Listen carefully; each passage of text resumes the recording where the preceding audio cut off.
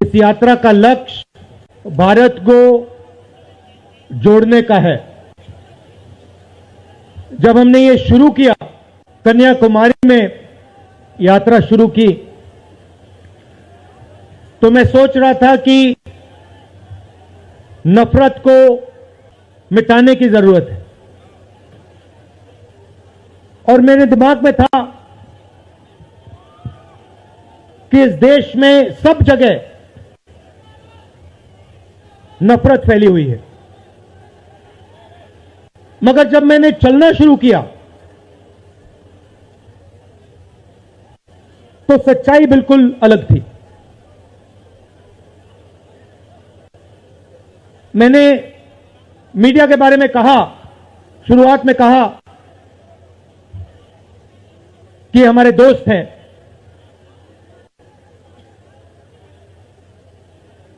हैं, मगर हमारी बात टीवी पे कभी नहीं दिखाते हैं। और वो तो तब भी ठीक है, वो ठीक है, हमारी बात नहीं उठाएं तो ठीक है, कोई प्रॉब्लम नहीं है।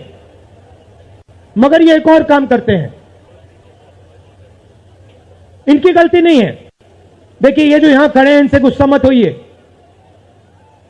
इनकी गलती नहीं है। देखिए, मुस्कुरा रहे हैं, ये जानते लगाम लगी हुई है, पीछे से लगाम लगी हुई है। मगर इनके जो चैनल हैं, ये भी नफरत फैलाने का काम करते हैं। 24 घंटा हिंदू मुस्लिम, हिंदू मुस्लिम, हिंदू मुस्लिम, हिंदू मुस्लिम, हिंदू मुस्लिम। ये सच्चाई नहीं है भाइयों और बहनों। मैं चला हूं कन्याकुमारी से यहां तक, ये सच्चाई नहीं है। ये मीडिया में चलाया जाता है, फैलाया जाता है। ये देश एक है। इन सड़कों पे लाखों लोगों से मिला हूं, सारे के सारे एक दूसरे से मोहब्बत करते हैं, प्यार करते हैं, गले लगते हैं। तो सवाल उठता है, क्योंकि ये नहीं कर रहे हैं, इनके पीछे जो शक्ति है, इनके पीछे जो शक्ति है वो कर रही है। तो सवाल उठता है, ये क्यों हो रहा है? जब सच्चाई ये है कि देश का आम नागरिक, चाहे हिंदू हो, मुस्लिम हो, सिख हो, ईसाई हो, किसी भी जात का हो, वो एक दूसरे से प्यार करता है, मोहब्बत करता है, एक दूसरे की इज्जत करता है। 90% लोग इस देश के एक दूसरे से प्यार करते हैं, मोहब्बत करते हैं, इज्जत करते हैं। देखिए मेरे सामने, ये देखिए, घूम के देखिए, ये जैन मंदिर है, गुरुद्वारा है, मंदिर है, मस्जिद है। ये है हिंदुस्तान, ये सच्चाई है हिंदुस्तान की। और ये नई बात नहीं है, ये हजारों साल से इस देश की सच्चाई है। प्यार से ये देश मिलकर एक साथ रहा है। तो सवाल उठता है, ये जो मीडिया के लोग हैं, ये नहीं, जो इनके पीछे हैं, ये नफरत क्यों फैलाना चाहते हैं?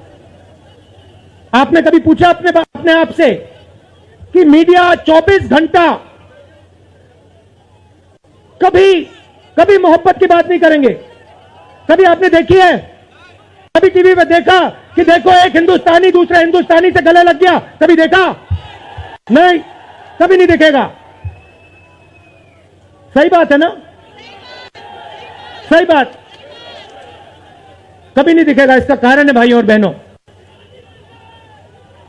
मैं आपसे पूछना चाहता हूं, आप में से किसी का कभी जेब काटा गया है? आपका जेब काटा गया? आपका जेब काटा गया?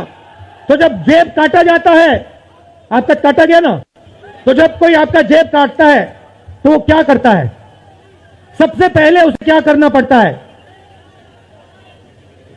नहीं, ब्लेड तो बाद में आता है, मगर पहले क्या करता है? पहले वो आपके ध्यान को इधर करता है, आपके ध्यान को लेकर उधर ले जाता है। भाई और बहनों, ये जो करा जा रहा है, आपके ध्यान को हटाने के लिए किया जा रहा है। और ये 24 घंटा करते हैं और फिर आपकी जेब काटी जाती है। बढ़िया, बढ़िया, क्योंकि सच्चाई है।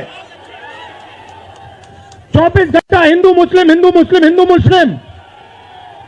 और फिर जो भी आपका पैसा है, किसानों का, मजदूरों का, आपके एयरपोर्ट, आपके पोर्ट, आपकी सड़कें,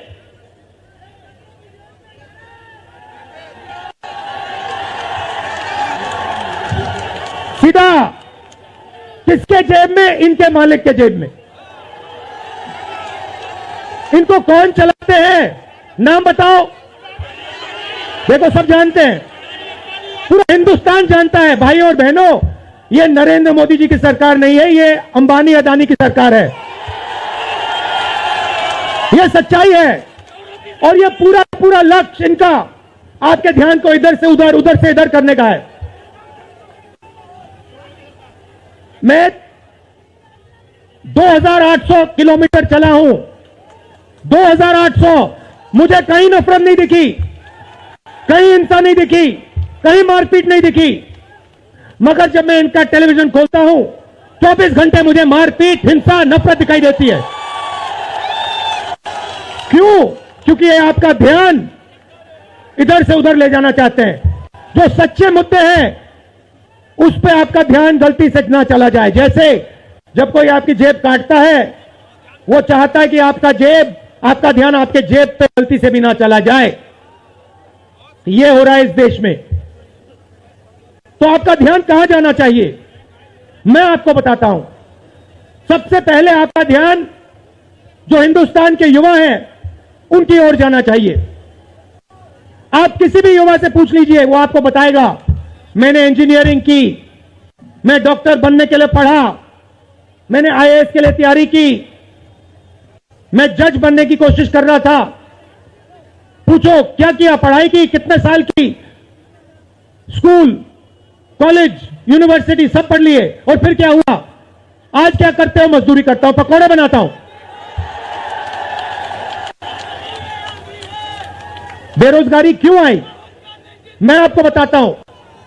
और जो हमारे छोटे व्यापारी हैं, जो स्मॉल और मीडियम बिजनेस चलाते हैं, आप अच्छी तरह सुनिए,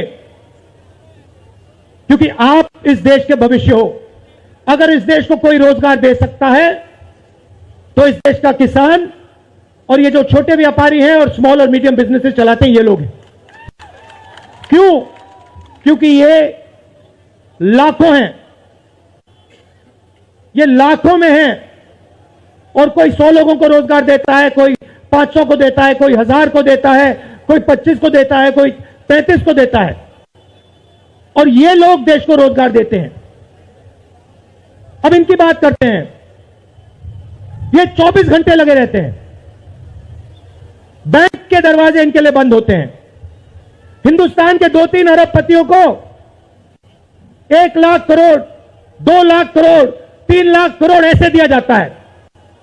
ये बैंक के सामने जाते हैं, इनको धकेल के निकाल दिया जाता है। राइट? अब क्या? ठीक है, बैंक का पैसा नहीं दिया तभी मान ली बात, तब भी मान ली बात। मगर फिर क्या किया? फिर प्रधानमंत्री ने नोटबंदी की और प्रधानमंत्री ने गलत जीएसटी लागू की। भाइयों और बहनों, ये पॉलिसी नहीं है, ये हथियार हैं। छोटे व्यापारियों को, स्मॉल और मीडियम बिजनेस वालों को और किसानों को मारने के हथियार हैं ये। और जब इन्होंने ये काम किया तो देश के जो युवा हैं उनको रोजगार नहीं मिल सकता, सवाल नहीं उठता। क्योंकि जो रोजगार देने वाले हैं उनकी रीढ़ की हड्डी आपने तोड़ दी। किसके लिए तोड़ी? किसके लिए तोड़ी? इनके जो मालिक हैं उनके लिए तोड़ी। गेम को समझो। अब देखिए, अब आगे चलते हैं। युवाओं की बात की, स्मॉल और मीडियम बिजनेस वालों की बात की, दुकानदारों की बात की। अब सड़कों पे मुझे हजारों किसान मिले हैं। एक सेकंड में पहचान लेता हूं, जैसे ही हाथ मिलाता हूं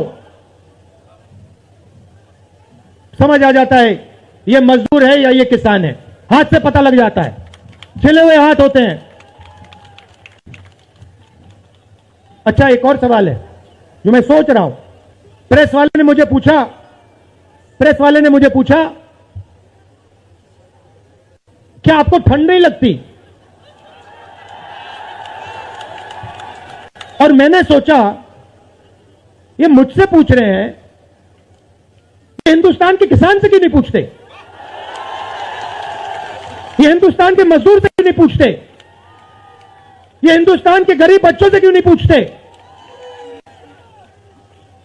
फिर कहते देखो 2800 किलोमीटर चल ली है, कोई बड़ी बात नहीं है, पूरा हिंदुस्तान चलता है, जिंदगी भर चलता है, किसान चलता है, मजदूर चलता है, फैक्ट्री में जो काम करते हैं वो चलते हैं। तो हमने ये कोई बड़ा काम नहीं किया भाई और बहनें, पूरा हिंदुस्तान करता है, रोज करता है। हम 2800 किलोमीटर चलते हैं, किसान शायद जिंदगी में 10,000, 15,000, 20,000 चल लेता है। तो मैं चाहता हूं कि ध्यान सही जगह जाए। अब बीजेपी ने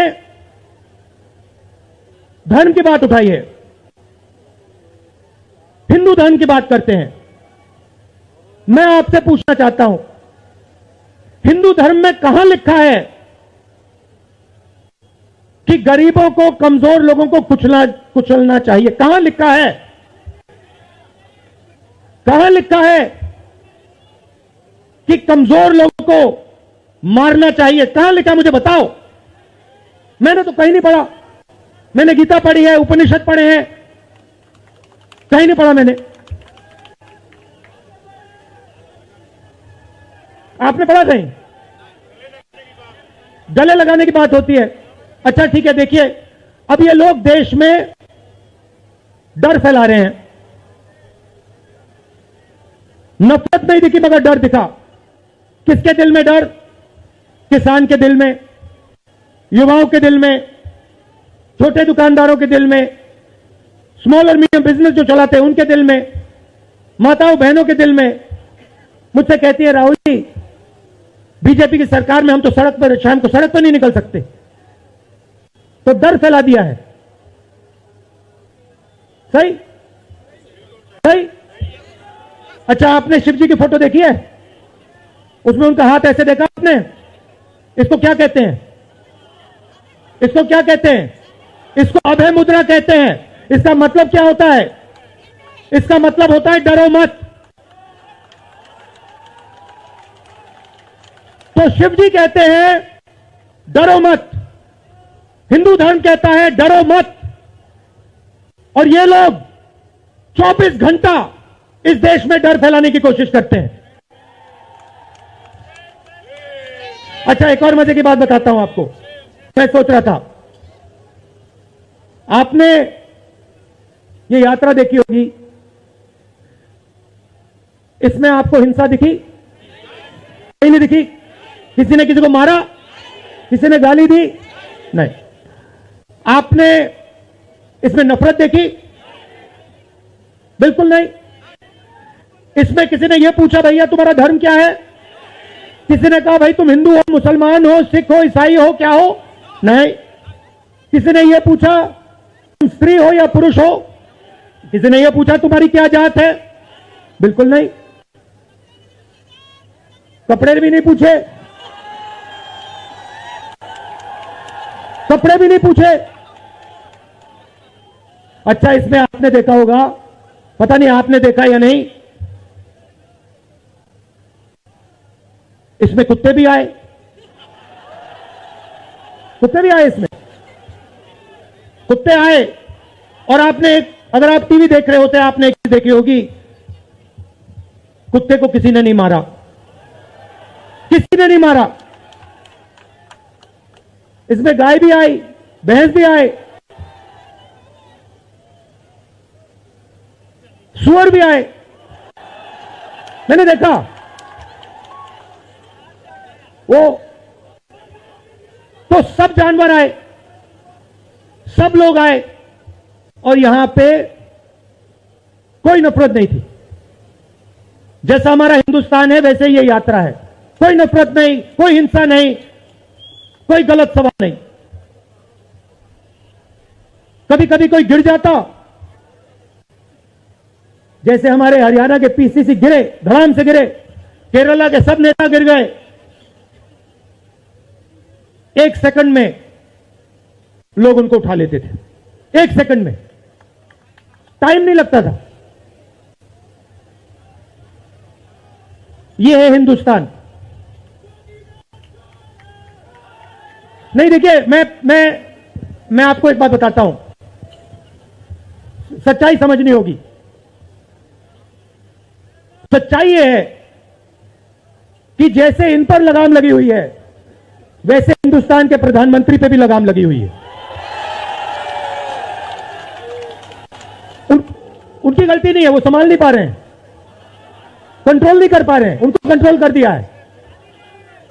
नहीं, मैं सच बोल रहा हूं, मैं सच बोल रहा हूं। क्योंकि आप देखिए, एयरपोर्ट भी उनके, पोर्ट भी उनके,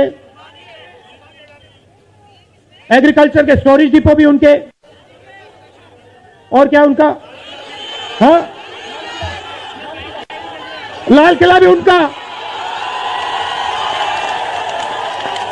लाल किला भी उनका, सारे के सारे पब्लिक सेक्टर की कंपनियां उनकी, और क्या उनका, रेलवेज उनकी।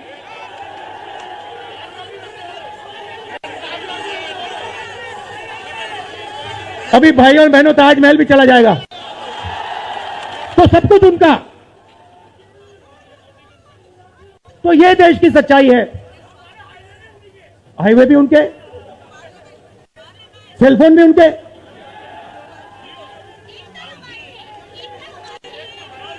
मगर सच्चाई हमारी।